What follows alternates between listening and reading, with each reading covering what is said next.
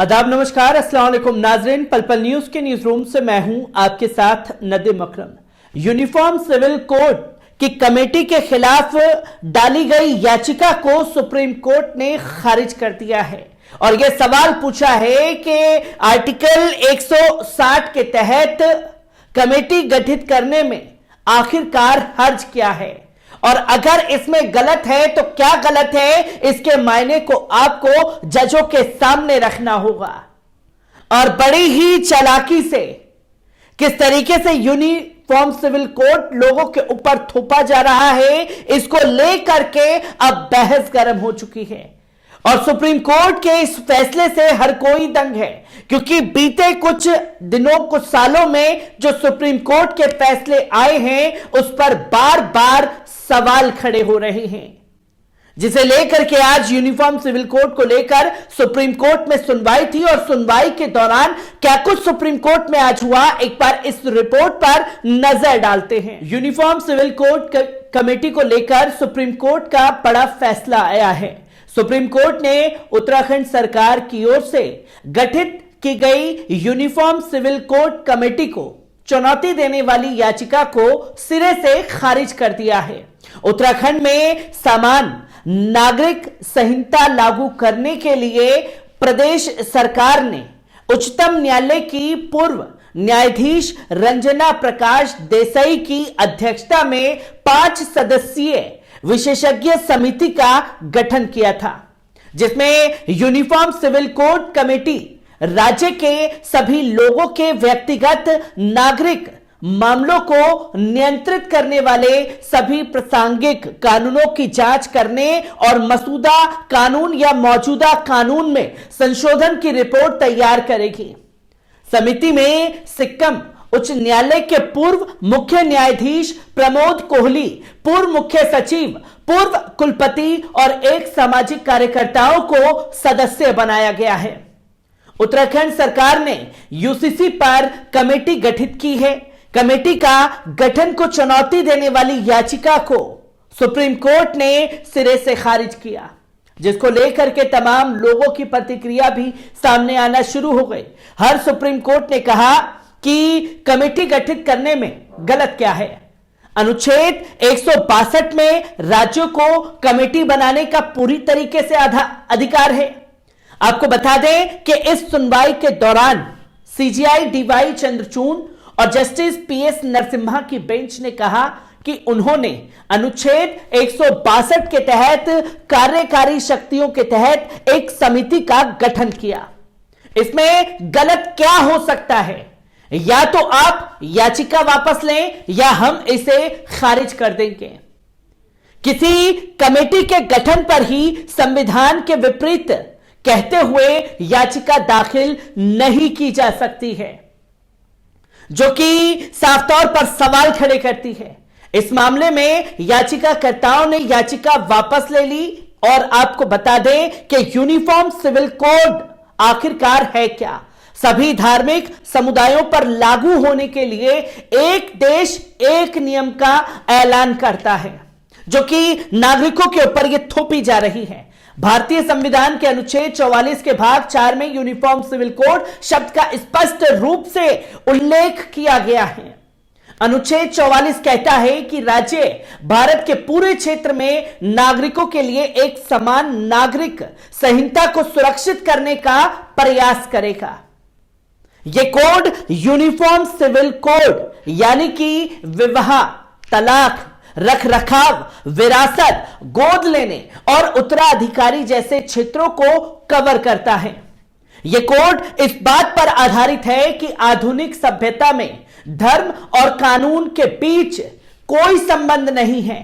भारतीय संविधान में निदेशक सिद्धांतों के अनुच्छेद 44 का उद्देश्य काफी कमजोर है।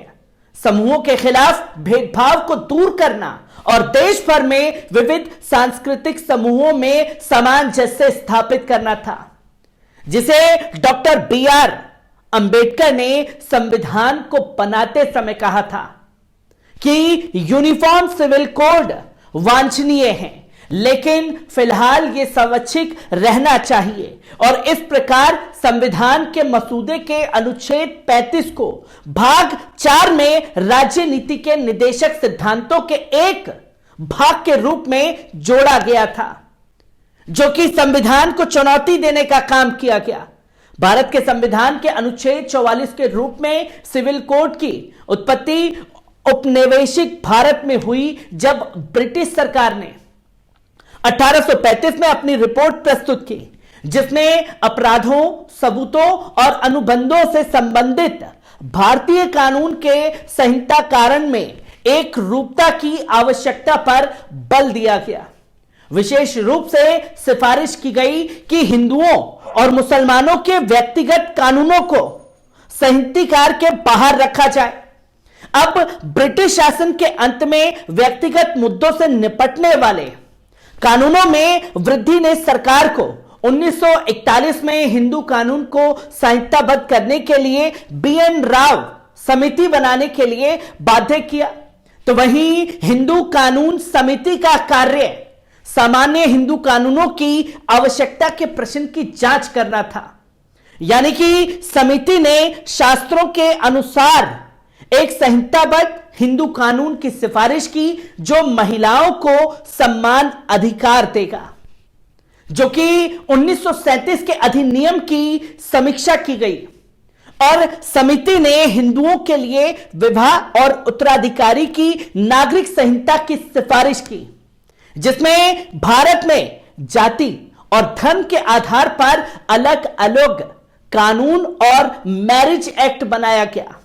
इसके कारण सामाजिक ढांचा बिगड़ा हुआ है। यही कारण है कि देश में यूनिफॉर्म सिविल कोड की मांग उठती रही है, जो सभी जाति, धर्म, वर्ग और संप्रदाय को एक ही सिस्टम में लेकर आएगा। एक कारण यह भी है कि अलग अलग कानूनों के कारण न्यायिक प्रणाली भी असर पड़ता है, जिसको लेकर के तस्वीरें सामने आती रही हैं। वर्तमान समय में लोग शादी, तलाक आदि मुद्दों के निपटारे के लिए पर्सनल लॉ बोर्ड ही जाते हैं।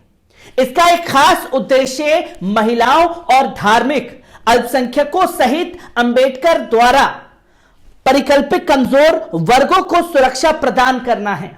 साथ ही एकता के माध्यम में राष्ट्रवादी उत्साह को बढ़ावा देना है। जब यह कोड बनाया जाएगा तो यह उन कानूनों को सरल बनाने का काम करेगा जो वर्तमान में धार्मिक मान्यताओं जैसे हिंदू कोड बिल, शरीयत कानून और अन्य के आधार पर अलग अलग होगा। जिसको आज चुनौती दी गई, उस अपील को ही खारिज करने का काम सुप्रीम कोर्ट द्वारा किया गया।